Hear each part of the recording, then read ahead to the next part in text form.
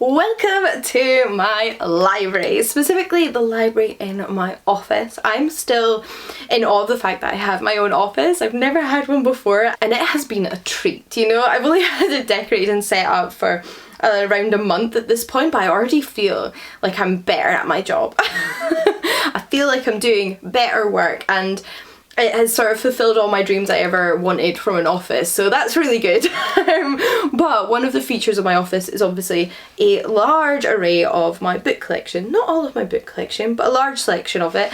And I thought today I would give you a bit of an in-depth tour of those books. I do intend on filming an office tour in general. I still have a few little things I want to do, a couple of pictures I want to hang up. But I did ask on Instagram stories whether you would prefer me just to, you know, film that office tour when I get around to it and give you a brief overview of these bookcases, which I probably still will do. Like, I'm going to film the office tour and there will be a brief overview of the bookcases in it. Or you would like a more in-depth, you know, like a sort of old school bookshelf tour. I feel like when I did my first ever bookcase tour here on BookTube, I literally showed you every single book, but that's also because I had a lot less books, and I'm probably not going to show you every single book in this video, but I'm certainly going to give you a close-up view and go through some of them specifically and look at the collections and talk about some of the books in more detail and depth, etc. And that was what won out. Like, that was what the poll said. People wanted an in-depth book tour, so I'm going to do that. Like I said, this is only of the books in my office. There are other books in our house and there's still some books that need to be unpacked, etc. So that will come in the future. But in terms of what to expect from this video, if you watched my unpacking organisation video for this set of bookcases behind me, you'll probably already know that I prioritise books that are relevant to my work. So in here I have everything that deals with ancient history, mythology, folklore, fairy tale, medieval history, medieval and classical texts, some early modern history as well, anything about the sort of like occult and spiritual side of history, etc., that kind of thing. That's all in here, but I did have a little bit of extra space as well. So I also have all of my children's books and I have most of my classics, so anything that sort of is published as like a Penguin Modern classic or came out in the 19th century, and my poetry are all in a glass cabinet that's currently behind me, and you'll obviously get a much better idea of what is in here in the rest of the video when I show it to you. So I'm going to do that, but for context, behind me, in fact I'll just move you around, we have 3 bookcases.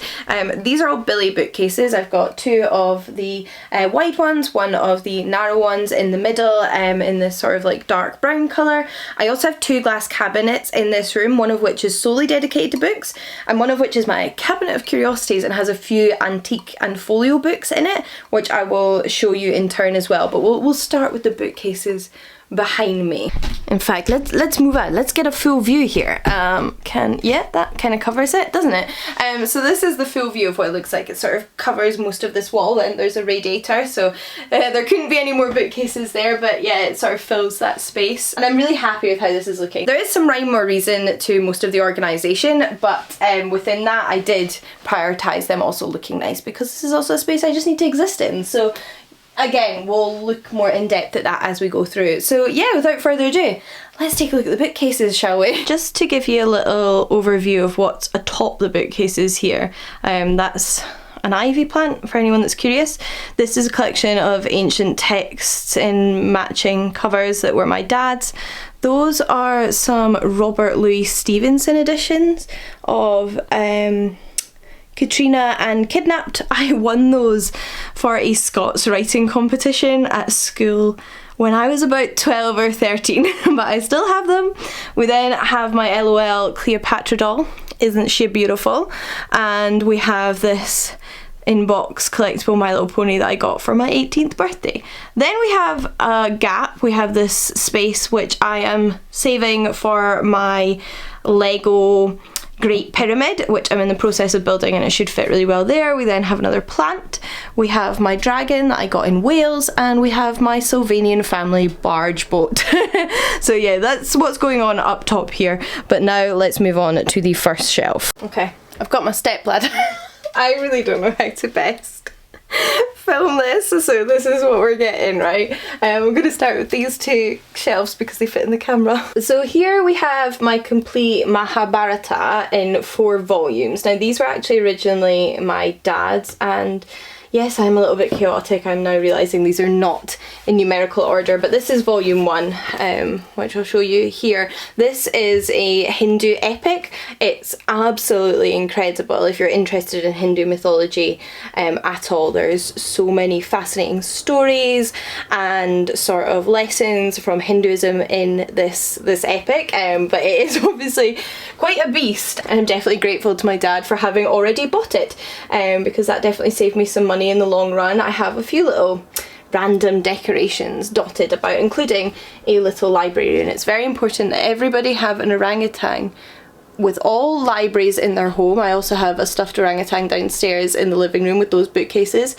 If you know, you know. Then following on from those, you'll probably see a theme in these 2 shelves, which is just sort of general mythological, fairy tale, folklore or religious texts from around the world. All of my Greek and Roman texts are separate, and then we do have more in this genre dotted about, but this is just sort of miscellaneous, so things like Zora Neale Hurston's Mules and Men, which was her sort of anthropological collection of folk tales from her local community. In the US, that is. Then another favourite of mine is Theodora Ozaki's Japanese folktales. This is a early 20th century collection, if I am remembering correct. Yeah, 1903, and these are just phenomenal. Love this collection. Again, I've done a few videos here and on TikTok just generally recommending mythological and folklore texts, so I've shared some of those in those videos, and I can do more videos like that on here if you're interested. But we have like the Fairy Tales of Hermann Hesse, Indaba My Children by Credo Mutwa, which is Bantu stories. This one was another one that was my dad's, so I have a few in here that originally belonged to my dad, which is really nice. We have the original versions, or the like oldest few versions of Mulan, Celtic mythology, some Mesoamerican mythology, my childhood collection of Celtic fairy tales. These are the ones collected by Joseph Jacobs, who was a 19th century folklorist. These 2 editions, for anybody who is curious, are published by Flame Tree Press, and one is Persian Myths and Tales, and one is the Tales of King Arthur and Knights of the Round Table. Specifically, this is Le Morte d'Arthur by Thomas Mallory, just under a different name. I feel like in my head, I can't see my head, so I'm just like, what am I doing in the corner here? Obviously on display we have to have Angela Carter's Book of Fairy Tales, because it's one of my favourite book covers of all time, and behind it we just have a stack of more. So like botanical folk tales, Italo Calvino's Italian folk tales, a copy of Beowulf, which is a British epic. We have some Celtic tales, Grimm's Brothers tales, Scottish Myths and Legends, Hans Christian Andersen, etc, etc. It's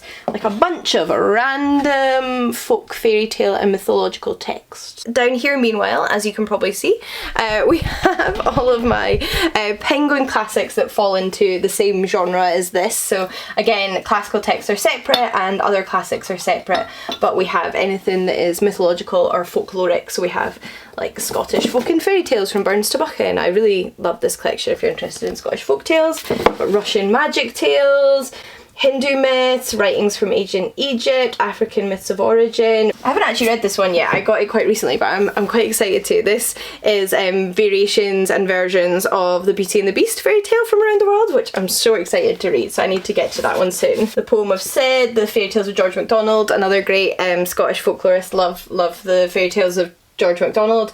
We've got the Ramayana, we've got the Turnip Princess and other newly discovered fairy tales, and some Norse sagas. So these editions, I wish I had more of these. I wish I'd bought them when they were out. They were out when I was in university and I got 2 of them. But this is the Elder Ada and the Saga of Volsungs, which are both Norse texts in these gorgeous editions that they brought out. And they did a few more. I think like Beowulf is in these editions, which isn't necessarily Norse, but you know what I mean. And then there's some other bits in, maybe Gawain and the Green Knight, so some more British ones, but I wish I owned more of them just because they're beautiful. And then we have some Oxford University ones in the white here. We have the Kalevala, which is another one of my favourite mythological epics. We have, oh, this is a great one if you're interested in Egyptian legends, because it's quite an accessible text. It's the Tale of Sinewe and Other Ancient Egyptian Poems. There's a really good selection in here if you want somewhere to start with ancient Egyptian tales. We've got the Mabinogion. Oh my god, that's also amazing. Let's talk about that for a second. This is a Welsh Brythonic epic, which is just phenomenal. This is some of my favourite stories in it, including the stories of the goddess or fairy Rhiannon. So yeah, just beautiful, love it. And next to all of those, I have gone bookshop style, and this was something I dreamed of doing in my library when I finally got it, which was having some of my favourite covers out on display. So this is the Taschen edition of East of the Sun and West of the Moon, Old Tales from the North, with illustrations by Kate Nielsen. So Taschen are primarily an art book publisher, but they just publish beautiful books basically. And this is a classic collection of fairy tales like East of the Sun and West of the Moon with beautiful illustrations. And oh, just like, I hope I am able to show you this properly, but look at these! It just makes me so happy. I only own like 2 or 3 books from Taschen, and I dream to own more because they're just always reliably stunning and bound and put together with the most phenomenal illustrations. Like, I love it. So yeah, I dream to own more. Would you go back inside, please? I should probably just leave that there for a second. This collection of Chinese fairy tales my friend Tasmin gave me. We then have Caroline Duffy's fairy tales. These are her adaptations, and our cover I love. Oh, and my edition of 1001 Nights. I actually have another edition of this, which is my dad's, but this one is just our beautifully both illustrated and annotated version. So this one is annotated, which I think is really nice and beneficial because there's a lot going on in here. Let me see what I can find. This is the kind of thing you'll get. So you'll get the text in the middle with some illustrations and some annotations, some more little details there. It's published by Live Right Books. Honestly, if I had space, I'd probably have that book face out on my bookcases as well, but you know, I've got to pick and choose sometimes, and I can always rearrange. This is so funny that my head is just down here. Whilst you're at a good height though, let's just like carry onward rather than downward. So this is my more narrow bookcase, but I've just sort of like continued things along. So this shelf here is specifically medieval books. It's not all my medieval books, but this is just a little display of them, and that is also why we have the Gummy Bears, which is a classic 80s Disney cartoon set in medieval times with amazing magical bears, and I have 3 of the Funko Pops, which actually, this is a perfect moment for this diatribe. You can buy 5 out of 6 of the Gummy Bear Funkos. So you can get Gruffy, you can get Tummy, who I've got, you can get Zummy, you can get Cubby, and you can get Sunny, right? And I don't have Sunny or Gruffy, I will eventually, but you can't get Grammy, and I just think that's deeply offensive. There's only 2 female gummy bears in the first place, and they've not even made one of them into Funkos. I'm really upset about that, but that's probably beside the point of the video. So we then, like I said, have some medieval text, excuse me, guys, if you could just move along. We have another version of Thomas Malory. This one was my dad's version. I like this one, it has nice pictures. I like a book with pictures, like what's not to love when you get some pictures. Some various chivalric legends, like the Arthurian legends.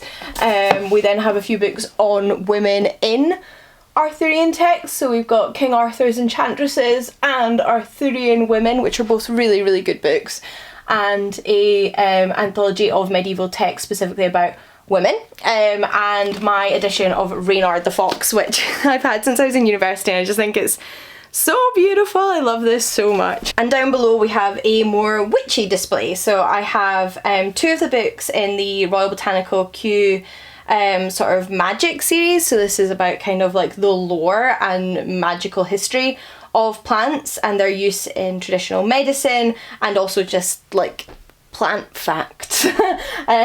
So we have Witch's Forest and Witch's Garden. There is another one which, oh, in fact you can see it, it's on mushrooms, and I think that's everything that's in the series at the minute. We then have some of my prized possessions, yes.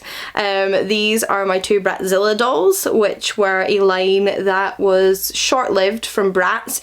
that was made to sort of compete with Monster High, and they're sort of like witchy monster Bratz dolls. So we've got a little witch here and then another little witch here, although her hat fell off, so I need to reattach it to her head somehow.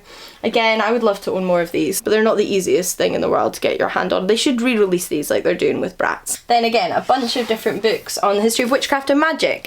So this is the Oxford Illustrated History of Witchcraft and Magic. We have this one, which is published by Oxford as well, but this is specifically about magic, witchcraft and ghosts in the Greek and Roman worlds, and this is great because this is just ancient texts.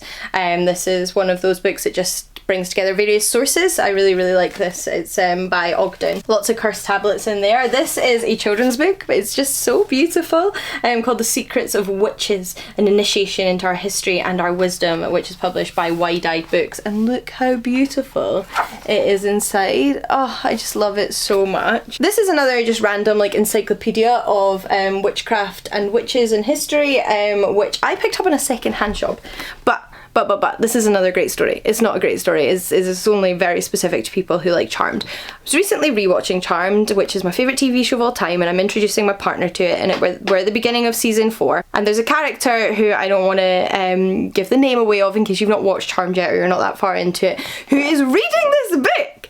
She's reading this book. I have a book that is in Charmed and I didn't even know it, and now this is one of my prized possessions. This is basically like a TV prop. It's not the actual one that was in Charmed, but I love it. I love it extra now. Hello.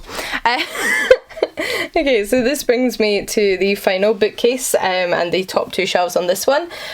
So we have my Shakespeare books. I don't think I own any Shakespeare that isn't in these editions, so this is my full Shakespeare collection, but they are my favourite Shakespeare editions. They're no longer in print, but they don't seem to be like that expensive when I come across them, so I am gradually picking up as many as I can. You know, we've got like Hamlet, Winter's Tale, Romeo and Juliet. Oh, Midsummer Night's Dream has such a good cover, look at that one. I just really like these. I've not read all of them, and this doesn't include all of the Shakespeare I have read, but hey ho, we'll see how much we can read in our lifetime. Then for anyone curious, these are 2 little Lego figures of ancient sites. I don't know where the sticker is for this one, but this is the Parthenon from Athens. They were part of a little set that my partner got me. If Lego could make anything in big size, it would be the Parthenon for me. Like, I would love a big version of the Parthenon. But this specifically here is my collection of Oxford very short introductions, and these are really great books. Now there's a variety in here because obviously they're all written by different people, so do I think they're all equally as good or bad? No, I disagree with some more than others that I've read, but I think they're a great series and a great sort of overview and introduction to certain academic disciplines. So for example, I really like this one on ancient philosophy, which is by Julia Annas. I love the one on classical mythology, which is by Helen Morales. I enjoyed this one on witchcraft by Malcolm Gaskill, but I would retitle this to The Witch Trials because that is very much what it's about, almost exclusively. And then there are definitely those I haven't read yet, like one of the outliers here is the one on amphibians, which I'm very excited to read because I love frogs, and I'm hoping it'll be talked about in there.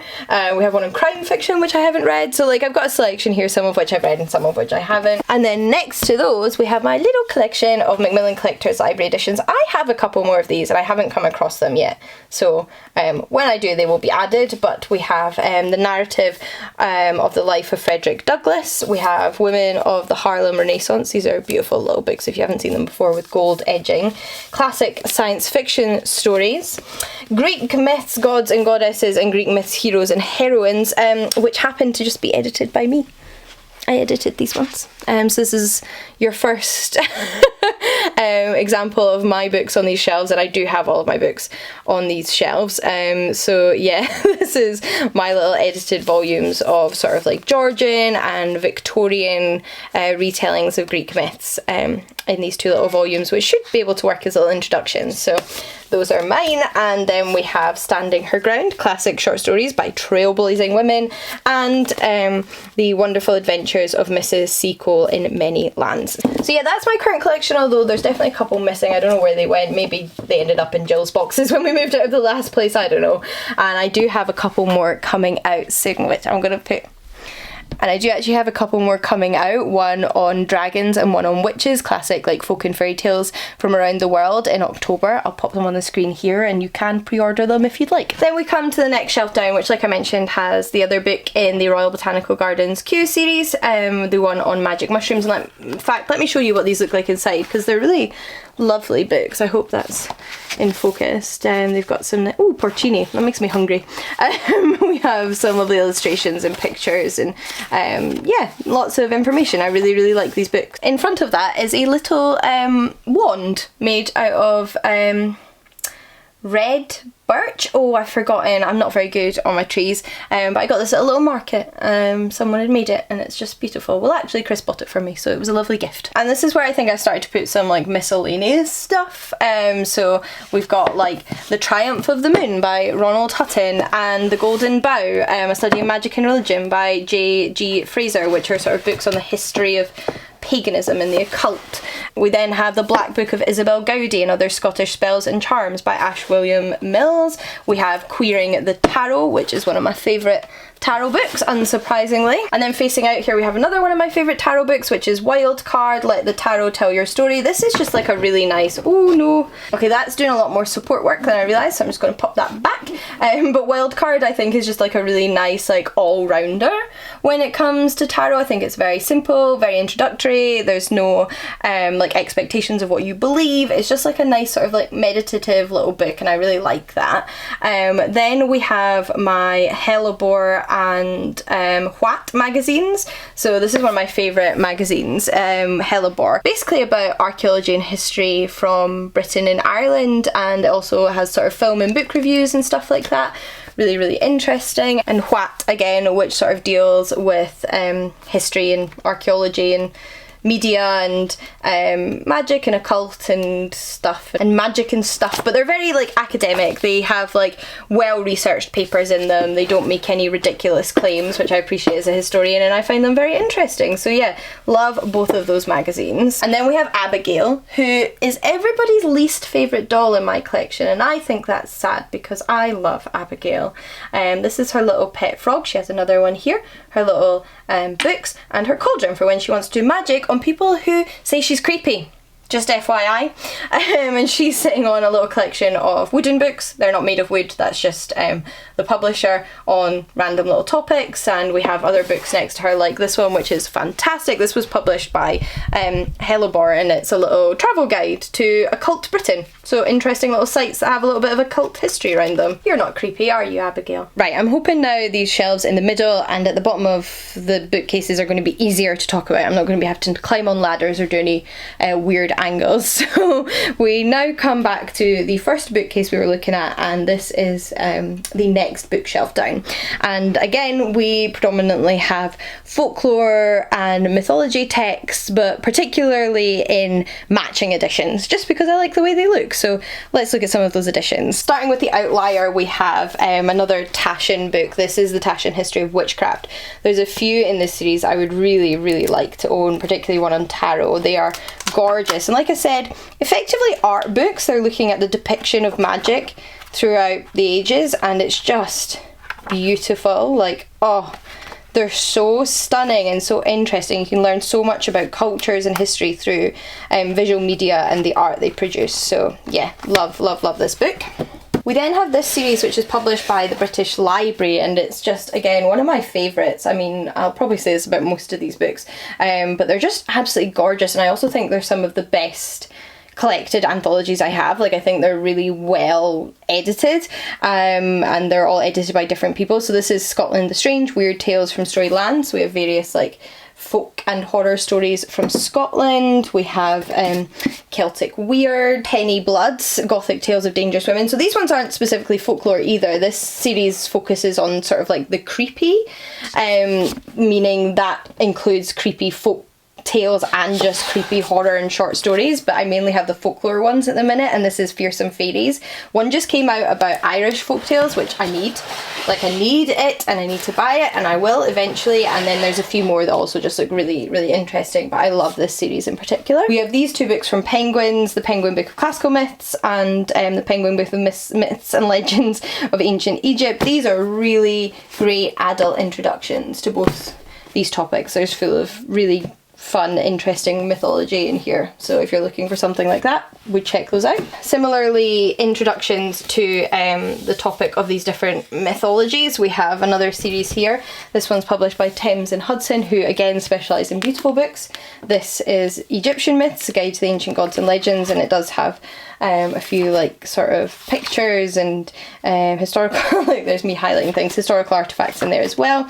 It doesn't just have myths, it also sort of talks more about the religious culture and history and context of the myths. If anything, it's less a collection of the myths and more a book about the myths' meanings. And that goes for all of these. So we've got Celtic myths, we've got Japanese myths, we've got Greek and Roman myths, which are always stuck together, and the Norse myths. There's definitely a few more. There's one on Chinese myths I really want, but there may be others. Then we have another series I absolutely adore, although this one's definitely a bit meatier.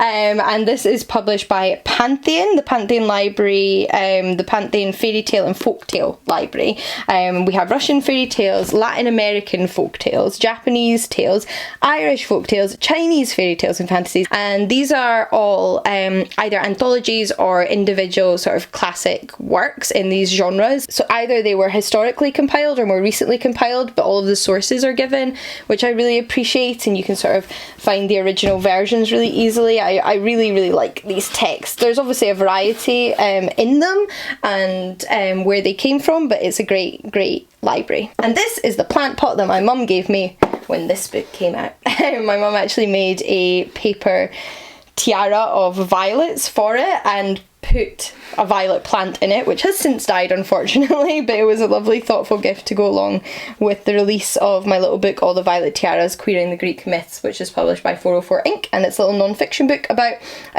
Greek mythology's sort of place in modern day queer culture and why we write and read retellings of it from queer perspectives. Your second Jean book or third Jean book for the video. Next shelf doesn't actually look very full, particularly on the camera. It doesn't look that empty in person, but it's some more like matching editions. So we've got these little books on dragons and fairies, which are cute, and then we have another one of my favourite series. This is the Chronicles series of myths and legends. This is a great series because it's sort of suitable for children and adults, and again it cites everything. There's sort of like classic renditions of stories from around the world, generally from like the 19th century, etc. So we have Celtic tales, we've got Russian tales, and they're all really beautiful, and with each one they hire a different illustrator to create accompanying artwork. Oh, okay, hi. She just wants to be in the video, clearly, sorry. So for example, in Tales of Polynesia, this is what the artwork looks like. I'm trying not to knock that doll off again. It's really, really beautiful and unique and specific to that collection. So again, for example, we have a different illustrator for Tales of Japan. This is some of the illustrations inside that, and it goes on and on. I've got Tales of India, Tales of East Africa, and Nordic Tales. And then we come to another miscellaneous bookcase, to be honest. This started off with art books. It was going to be my art book shelf, and then I realised I've got like 4 art books that aren't specifically classical art books, so it ended up just becoming like random stuff. This is my mum's original Polaroid camera from back in the day, and it does still work, and I have bought film for it before. It's quite expensive to get film for these original ones, but it's got like the original instructions and it's in the original box, and it's just so lovely. My mum let me have it and I really, really love it. Then we have books like this one here, which is published by Edinburgh Botanical Gardens, and it's on Scottish plant lore. It's basically just a book about plants as much as it's about lore. It's kind of just about plants, but it's really, really interesting, and I love these old-fashioned, it's not an old book, but I love these old-fashioned flora and fauna illustrations that you get in books like this. It reminds me of books that my dad had when I was a kid. This is my one book on fashion. This is Style Like You, which is just about like really eclectic individuals' unique style, which I've had since I was at university, and I love this book. We have a book on objects that represent love throughout history. We've got British romantic paintings. You probably recognise this classic painting of Ophelia, for example, but yeah, just a little art history book. My art book collection really has nothing on my mum's, but I do have that one. Then I have a book on the Gothic in art and architecture, etc. This book I need to get out and show to you because I've had this since I was 15 years old. I got it for my 15th birthday. I picked it out myself, and it's one of my favourite books I have, and it's also one of the weirdest ones. So this is an illustrated encyclopedia of fairies, and what's weird about it is the pictures. The information's actually great, but look at the strangely photoshopped images inside of it. Some of them are better than others, but they're a bit bizarre, I have to say. This is a lady as a tree. Is this Tim Roth? Whatever is happening here, but the text is actually really good. It's just very, very 90s, early 2000s photoshopped images. Next to that we have one of my few art books again. This is The Art of Fantasy. So this is just fantasy paintings, and let me show you. I guess these are the kind of books you want to see inside because they're so beautiful, right? Look at how surreal those both are. A few more, both beautiful and creepy. Yeah, I really, really like this book. My Camille Rose Garcia edition, so I have Cinderella, Alice in Wonderland and Snow White. I think that's all she ended up doing. Those are the only ones I remember being able to find. I got these out when they first came out, and I don't remember any coming out since. But they're just such cool illustrations. Like, oh, I love these so much, with cool typography as well, and the colour is beautiful. Another one of my books. Oh, another one of my books. I have a couple of copies of this, so I've just got them on display like this because I also love Taylor's art. So the artwork is done by Taylor Dolan, and this is her illustration of Pele, who is just beautiful and powerful and incredible. So I do like to have that one on display, but this is my YA book, so aimed at teens and above, and it's a collection of 21 stories about goddesses from around the world, a little bit about their history, their story, and then kind of the lessons we might be able to learn from them and how we might enact them in modern day life. So standing your ground like Demeter, or exploring what's out there like Pele. Then again, it's some more miscellaneous, various folktale books, books on specific cultural figures or goddesses like the Morrigan, or this really good book which I enjoyed, which is on Orisha's Goddesses and Voodoo Queens by Lilith Dorsey. I thought that was really interesting. And some folk tales and fairy tale collections aimed at children, and some just beautiful like kind of picture books which have kind of fairy tale elements in them. This is another great book actually. This is the Legends of Moonijaro, which are Indigenous Australian traditional stories and folk tales, and it's really, really interesting. Really enjoy that. Aimed at children, but can be enjoyed by all ages. Alright, we are on to the classical literature. You will have seen a lot of these books before if you've watched any of my old bookshelf tours, because there's quite a few of them now, all the way back to I think my second ever flat at university was it my... No. Yeah. No. I don't know, maybe it was my third ever flat at university, but all the way back to university. That's how long I've been building this classical literature collection, and quite a lot of it goes back to my uni days. Like, this is the copy of Virgil's Aeneid I bought for my classical literature class. Same goes for this copy of Jason and the Golden Fleece, and it still has all of my tabs in it from when I wrote my dissertation on it for my undergraduate. There are some more recent editions, I would say, from the past few years, like Terence's Comedies, which are some Latin comedies. But as you might be able to see if you can read any of those titles up close, there is no alphabetical order, there is no rhyme or reason, there is no genre separation, there is no division between Roman and Greek, because although I started off doing that, I'm not that organised a person. So when I put things back, I'm very unlikely to maintain that organisation, and I just decided to give up. Who cares? I know what I have. If I'm looking for an ancient text, I'm quite happy to just look along all the spines, and there are more. These are just my Oxford University Press editions. If we go along to this shelf, which we will, we also have my Penguin editions, we have some Lobes there, and then we have some miscellaneous translations on another shelf. So yeah, these are my OUP. I really like the Oxford University Press classical text translations, because if I don't have a specific translation I'm looking for, if I haven't been recommended one, I feel like I can trust them. Like, I always feel like I'm gonna get something reliable with these editions, so that's usually my go-to recommendation. But I won't go through all of this. It's like a bunch of Greek and Roman texts. We've got tragic plays, we've got comedies, we've got political texts, etc., and that goes for all of this. So next to those we have my little Lobes, as well as Cozy Socrates and Less Cozy Homer. He does not have a hat. We have, so mainly, as you can probably see from my lobes here, I have far more Greek texts. So these lobes are published by Harvard, and they are some of the most reliable translations of ancient texts out there. However, they're also some of the most, like, I don't want to say dry, some of them can be really excellent, but they're aimed at being incredibly precise, but they are really useful for not just their translations, but they come with ancient texts. So I have studied ancient Greek for years. I'm still not convinced my ancient Greek is phenomenal. I wouldn't necessarily put myself forward to translate an entire book comfortably, but I do quite often, if I'm doing research, rely on the ancient text because I want to be double checking what the ancient text says and not what a translator says, because they can obviously come with their own biases and ideas, etc., that might mean something slightly different, and you know what I mean, right? Like, that makes sense. So I do love my Loeb editions. I have a few of them. I only have one Latin one, and that's because I don't do Latin. Like, I studied Latin very briefly. I remember very little besides Canis est in via, which is the dog is in the street, and that's what everybody quotes from the Cambridge Latin course.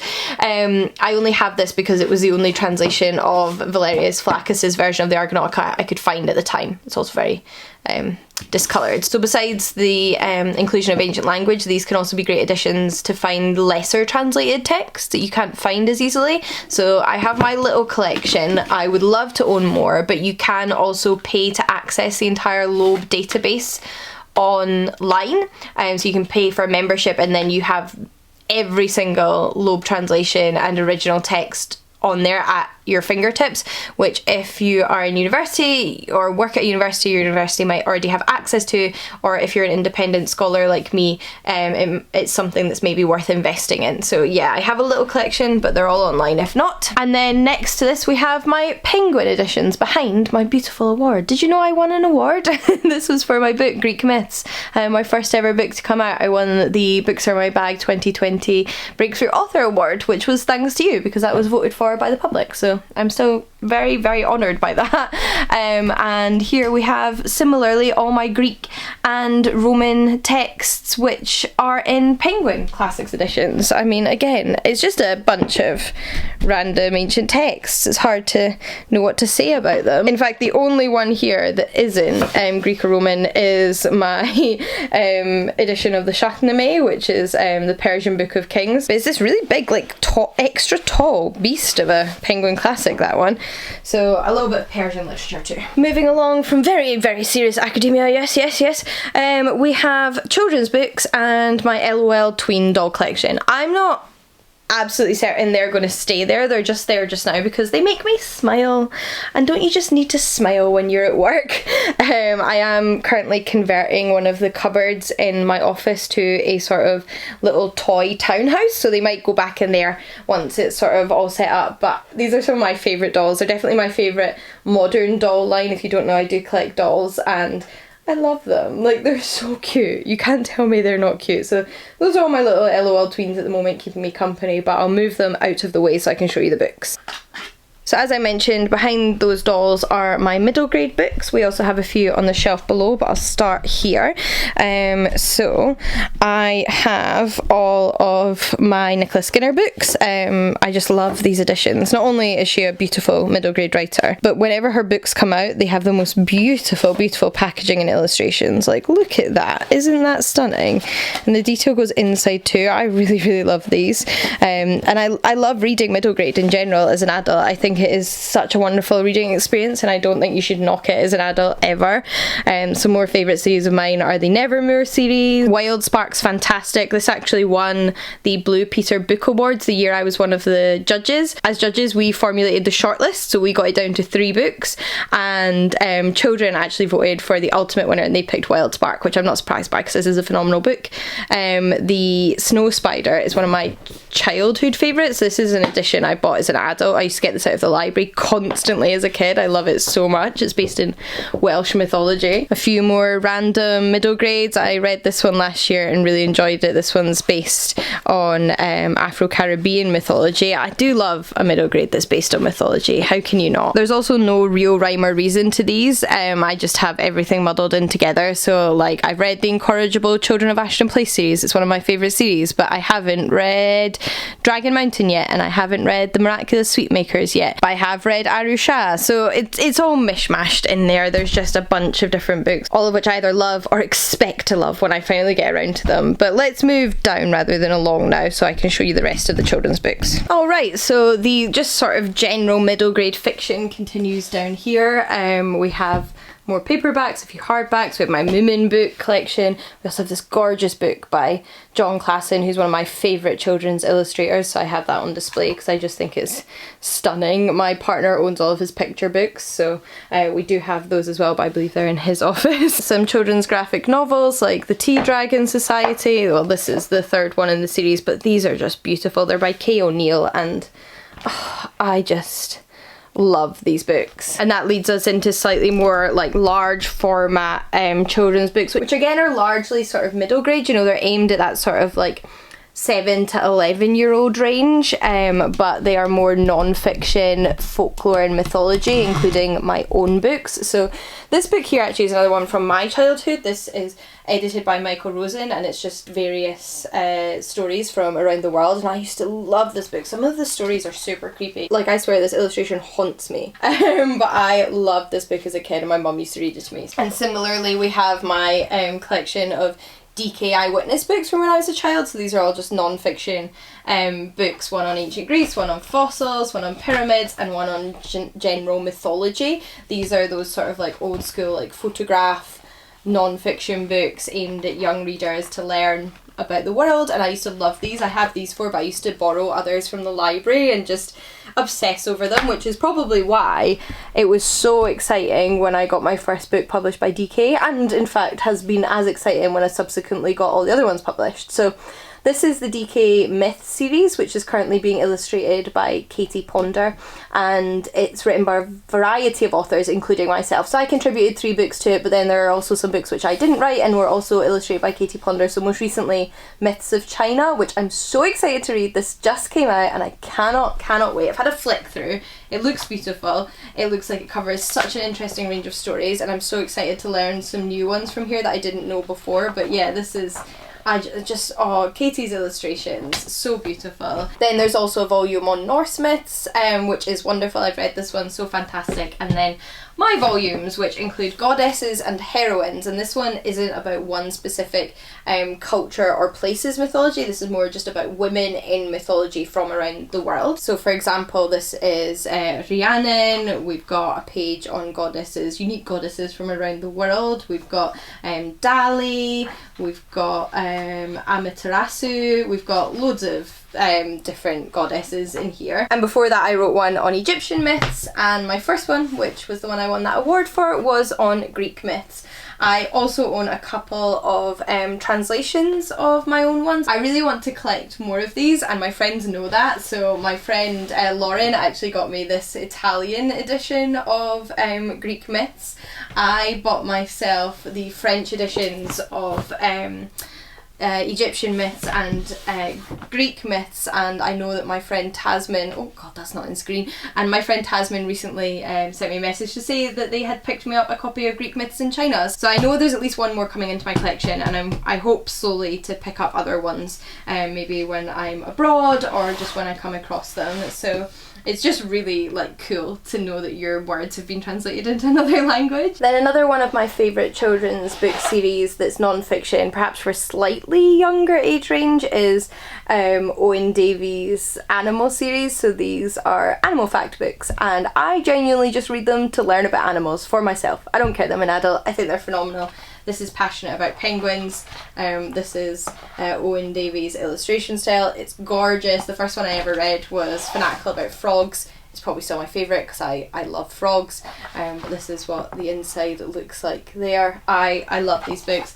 I have 5 of them, but there are many more and I hope to collect them over time. We also have The World's Most Atrocious Animals, which is from another series, and some more books on folklore and fairy tales from around the world, including Lore of the Stars, Lore of the Wild. I love how beautiful these books are. And Lore of the Land. Like, look how gorgeous are these books. Children's books are not only factual and interesting and enjoyable, but they're often pieces of artwork in themselves in a way that adult books don't manage to be. There's not enough pictures in adult books. If we move along, we get more into my traditional non-fiction books, a bunch of both like dense academic sort of volumes and more accessible popular history books, which I really enjoy. So the aim for this shelf was that it was themed around sort of myths and legends again, but like non-fictional myths and legends. So like this is Lowell Edmonds' book on Helen and other abducted wives in mythology around the world. Or we have Adrian Mayer's book on gods and robots. So this is sort of like about early ideas of robots in mythology and in some ancient history. Dragons of the West by Daniel Ogden, who's the same Ogden who compiled the magic book I talked about earlier. Sacred Britannia, which is about the sort of like melding of Roman and Celtic traditions when the Romans came to Britain, and a few other books. Obviously you can see the spines here. We've got quite a few different things, but I sort of separated those out for no other reason than I needed to separate some out to put on that shelf. And next door I keep moving this book and then it ends up in the way again. We just have generic history books. So there is, again, literally no rhyme or reason. I aimed to have rhyme or reason. I was going to have like philosophy books, art books, have it all separate, and then I started thinking, but which category does this book fall into, and blah blah blah, and then does this fit? And I ended up just going for the Tetris method, which is however the books best fit, that's how they go in, and that's probably how they're going to stay. That's just how I work. So this is all ancient history, medieval history, or sort of early modern history. Most of it is ancient history, with a smattering of medieval and early modern history. My other non-fiction books, so like political non-fiction, social non-fiction, kind of essay collections and musings on media, are downstairs on a separate bookcase. But I would say there's probably some books on there that constitute history as well, because does not a book about the development of the Labour Party, for example, does that not count as history? I don't know. So like anything really recent in terms of history is downstairs, and then there is just like a bit of blurring that I find difficult to delineate. But if it's ancient or medieval, it's definitely up here, and then there's a few modern things. So let's have a closer look. In terms of new to my collection, I think the most recent books I've added are Monata, A History of Ancient Rome in 12 Coins by Gareth Harney. I haven't read this yet, but I am really intrigued too. I think I was a bit of a grump at university when it came to coinage. I always thought it was very boring, but looking back, I can appreciate actually the value of coinage and how much we can learn from coinage in terms of propaganda and trade, etc. It's actually such an interesting insight into ancient civilizations. So I am excited to read this one. Some of the ones I have read include Women at War in the Classical World. This is a great book. Sort of violence against women and perpetrated by women is one of my research interests. So this was a book that I picked up when I was writing my PhD thesis and found very interesting. I also really like The Once and Future Sex, Going Medieval on Women's Roles in Society. This is a great overview, accessible overview of women's lives in the medieval world. It's quite short. It obviously can only cover so much, and the medieval period is very broad. So it's an introduction, and it's a great introduction. I have a few here that I haven't read yet, like Mother Tongue, which I'm excited to read. I think this sounds really interesting. The Surprising History of Women's Words by Jenny Nuttall. Then we continue to have a mishmash of things. So like some of these books, Sexual Life in Ancient Rome is a pretty old book that I picked up when I was at university. The Law in Classical Athens, fantastic. The Law in Classical Athens by Douglas M. McDowell, fantastic introduction. I have an issue with the way in which sexual assault and adultery are sort of dealt with simultaneously, but an overall fantastic view of this subject. I can't give in-depth reviews of all of these books, but you might notice some themes here with things like the history of sex and the history of laws and legal aspects of society. Those are all things I'm particularly interested in. I've done a lot of research on, so that's why I have books on them. Here we have some books on Egyptian history. Oh, Not All Dead White Men is a fantastic book. Is this even a history book? It's not really, actually. This is very much a contemporary political book about the alt-right and incel culture online, but it's about how they use antiquity.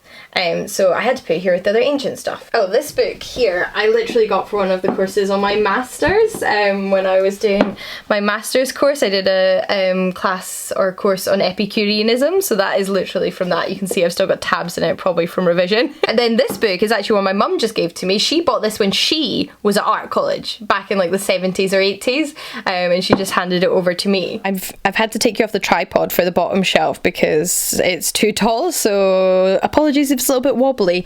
We have more ancient history books. What can I say? We have some of my like chunkier ones again from like university, which I continue to use, so they're definitely not going to waste here, like my Companion to the Hellenistic World or the Edinburgh Companion to Greece and Rome. And then the reason I have 2 copies of this book is because it's a book I edited and contributed to. So this is Revisiting Rape Antiquity. This is an academic volume published by Bloomsbury. It's a collection of articles on this subject, naturally, which myself and 2 other scholars edited, and I have an article in here. So yeah, I'll do a quick run through these books rather than pick them all apart. I will say I still resent these books so much, not because they're not really interesting, but because they set me back like almost, I think, £100 for all 4 of these together when I was doing a course on pre-Socratic philosophy, and it was a requirement to buy them for the class.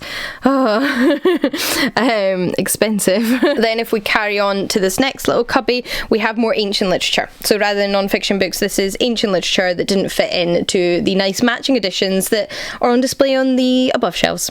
What can I say? I am vain when it comes to my bookshelves, if vain can be used in that sense, and we've put all the mismatched editions down here.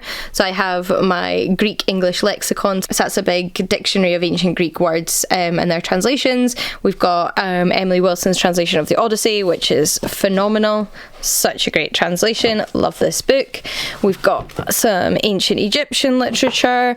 We've got some Euripides. We've got more Euripides. We've got Sappho. We've got Heliodorus, the Iliad. We've got the basic works of Aristotle. I hate this man. I will always hate this man. We have Plato. We've got Euripides again.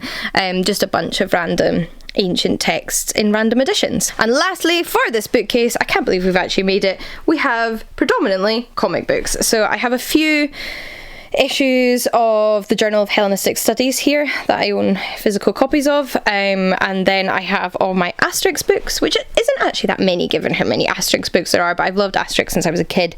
I used to read them all from the library, and I've just mainly collected more recent ones as they've came out, so most of these are more recent editions. Then we have comic books, so we've got, well, my Cardcaptor mangas, some Sailor Moon, I've got issues of various different comic books here, like I've got Lumberjanes, I've got Giant Days, I've got Chew, I've got Moonstruck, I've got Fables, lots of comic books that I love, and then a few that I haven't read yet that are first in series, like Homesick Pilot, Smooth Criminals, Save Yourself. I haven't read yet, but I'm really excited to. I hope they end up being good series. My favourite comic book series of all time, to be honest, is Giant Days. I think this is phenomenal.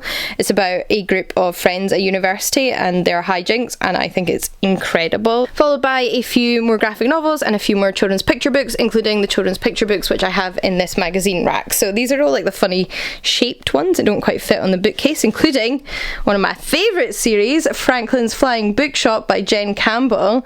These books are just so beautiful and charming and adorable, and the story is just beautiful, and I love them so much. But that is the full overview of the main bookcases in my office, so I guess I will show you what is in the cabinet of curiosities next. Right, so this is one of two glass cabinets I have in my office. One of them was a hand-me-down, the other one I got in an antique shop, and it has inside of it both just like little knickknacks that are kind of precious to me, little antique ornaments and my tarot cards and just things that I like and I thought looked quite funky in this little cabinet, and vintage antique books and my Folio Society editions. So if I open it up, you might be able to see, it's hard to get a good angle on this.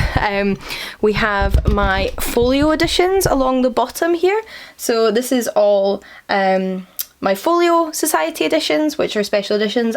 Then scattered elsewhere in the cabinet, we have like little bundles, places of vintage antique books. So these are books that are a little bit more precious, that are maybe a little bit more delicate, some that are even pre-20th century, and you know, I just thought were both beautiful for the cabinet and would also could also do with being protected in the cabinet. So let's take a closer look. So this first little stack here, there's no rhyme or reason to it really, but we have my like edition of Andrew Lang's fairy books. I only own 2 physically, I'd love to own more, but this is the orange fairy book and the blue fairy book. I also have Nathaniel Hawthorne's Tanglewood Tales. I have my dad's old copy of some of Percy Shelley's poems, and a little copy of Tales of Chivalry, so sort of like Arthurian legends again. Next to those are 2 lovely little antique penguin ancient history books that, again, my friend Tasman gave me these and they're just so beautiful. And then over here I have my 2 vintage Sherlock Holmes editions. So I have a copy of A Study in Scarlet and then a couple of random stories in 1 volume. Below we have my much older editions of any Penguin or Oxford classics, and next to those we have Once Upon a Time children's stories from the classics, which I picked up at Antique Fair with my parents many years ago when I was in my undergraduate. This one I'll show you because this is beautiful. It has gorgeous coloured plates in it. It's basically an antique children's book that retells classical myths. So this is some of the illustrations inside and I really love this book. And that brings us to my Folio editions. So I will tell you all the folios I have, although I'm not going to pull them all out. I would love one day to have like a bookcase full of folios. That's one of my dreams. And I only have one folio that isn't in its sleeve, and it does make me a little sad it's not got a sleeve, but I found it for like £1 at a charity shop, so I can't really complain. But I have a copy of the Rosetta Stone, so this has like the Greek, the hieroglyphics, the demotic, all in here, as well as like a little analysis. We've got The Wind in the Willows. Let's take this out as an example in case you're not familiar with Folio Society editions. So Folio Society don't print new books, they just print beautiful editions of books old and new, so they basically make collector books. Most of these I bought secondhand. They were either gift or I bought them secondhand in charity shops, and they all have unique illustrations to go alongside inside by various different illustrators. So this is some of the pictures in The Wind in the Willows, which is one of my favourite children's classics. Like, I love The Wind in the Willows. Look at those stories. The Little White Horse is another children's classic. This one I actually bought new from the Folio Society shop. I don't believe it exists anymore, but many years ago I went to London and there was a Folio Society shop and I actually bought this in person, and it's so precious to me because of that. It's also one of my childhood favourite books. I just absolutely loved this book as a child, and I am really quite sad there's not a Folio Society shop anymore because it would be so beautiful to just go and peruse all of their beautiful books. But I'm really pleased that I picked this one up. The Rise and Fall of Athens by Plutarch, that was a gift from my partner. The Short Stories from the Strand I picked up in a second-hand bookshop where my friend Jen used to work. The Railway Children I bought in a charity shop. Inventions of the Middle Ages. These aren't even all up the right way, are they? Oh well, if you must judge, you must. Eileen Power's Medieval Women is the only one, like I said, that doesn't have its slipcase. Got that in a charity shop. Dream Days, another Kenneth Grahame book. That's a collection of stories including The Reluctant Dragon. My partner got me that one as well. Ovid's Ars Amatoria. This is a really old little one. My friend Jill gave me this as a gift because I, years and years ago, had bought her a copy of the Ars Amatoria as a gift. So she picked this one up for me, and look how cute is it? It's so beautiful. Then moving along, we have a few more. You might be able to tell that most of my folios are either ancient literature or fairy tale or folklore themed, if not they're children's classics. So we have again another copy of Ovid, but this is The Art of Love in a different edition. That one my partner got me. We've got a book on ancient Egypt. We've got Charles Perrault's Fairy fairy tales. This is my most recent Folio Society edition. I bought this in Hay-on-Wye, which is the Welsh book town, when I was there for the festival. We've got another edition of the Arabian Nights. We've got Robert Graves' The Golden Fleece, Folk Tales of Britain, again found that in a charity shop, and then 2 little sets of folios. Greek myth, both of which were gifts. So Greek Myths by Robert Graves was a gift from my aunt when I got in to do classics at Edinburgh University, so that was a celebratory gift. And then this collection of tales from Britain and chivalric Arthurian romances was from my friend Jill when I signed the contract to publish my medieval Arthurian sapphic fantasy novel, which more info to come, but that's coming out in 2025. So yeah, those are all of my little Folio Society editions and all of the books more generally that are in this cabinet. And last but certainly not least, we have the glass cabinet on the other side of my room beneath my window, which you may recognise from my old flat. This was a hand-me-down, again from the same aunt that gave me the Greek Myths books actually, and it has proved very, very handy over the years, and here I'm storing my classics. So I will not lie to you, I'm getting rather tired, and so is my camera because the battery is flashing, and for that reason I will be keeping this part of the video brief unless I end up falling asleep on the floor. Okay, I'm up.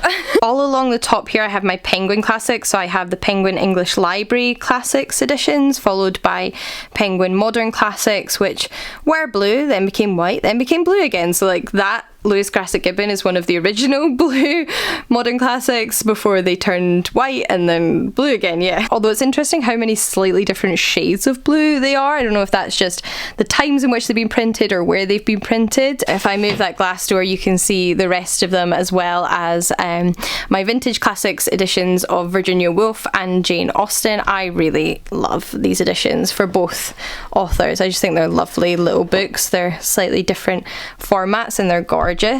Below that we have the tiny selection of Oxford University Press and Penguin Classic books, which are not ancient literature, and my Red Spine vintage classics. I think it's so funny how faded my copy of The Bloody Chamber is, and I don't know why exactly. It might be the one I've had the longest, but I have had The Magician for not that much less time, so I don't know how to explain this. These are my little Penguin classics, so we've got the little black classics, little modern classics, these older little orange classics. These are all sort of little series that Penguin has released at different like special anniversary dates. So I think they did 100 of these initially on their 100th anniversary, but the orange ones are from an older anniversary, and I'm not sure exactly what it is. Maybe their 60th, I don't know, but you know what I mean. Like every time they've had a significant anniversary at Penguin Classics, they've sort of brought out little series like these, which I think are really cute. Then we have my Canongate Myth series. These aren't actually classics really in any sense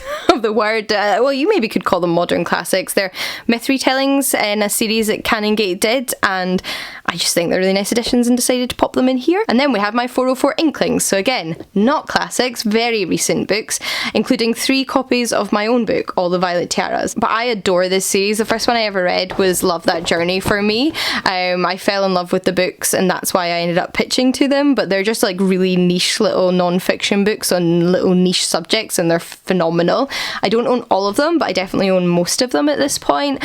Then in equally beautiful little colourful editions, we have this series published by Bookmarks Books, which are all on different political figures. So we've got like Marx, Trotsky, Gramsci, Alexandra Kollontai, Rosa Luxemburg, Lenin, James Connolly, and there are many more, but these are the ones I own. And then down here at the bottom we have all of my poetry, not including ancient poetry of course, because as we know, all the ancient literature is together, but this is the rest of my physical poetry collection, and a few other classics. I don't know why the Oxford Grammar of Classical Greek is in there, but it is.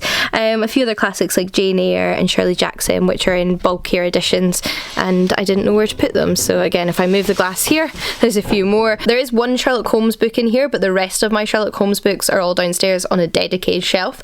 This was just too big to go on that shelf, so yeah, a smattering of theatre, poetry and other classics. So that's that. And that brings me to the end of the video. I am sweating. I know it's not very glamorous, but I am so hot from blethering on at you about books and roaming up and down in my room for the past couple of hours, because this took me a while, but I hope you enjoyed it. I hope it was worth it. I hope you enjoyed having this sort of in-depth close-up look at the books in my office. If you'd like any more information about any specific books I either mentioned or you just saw on my bookcases, let me know and I'd be happy to talk more about them, because unsurprisingly I love talking about my books. It makes me very, very happy. I love my collection. This office is making me very happy, and I will get to filming an actual office tour very, very soon, so look out for that. And until next time, happy reading. I'll see you all again soon. Bye everybody.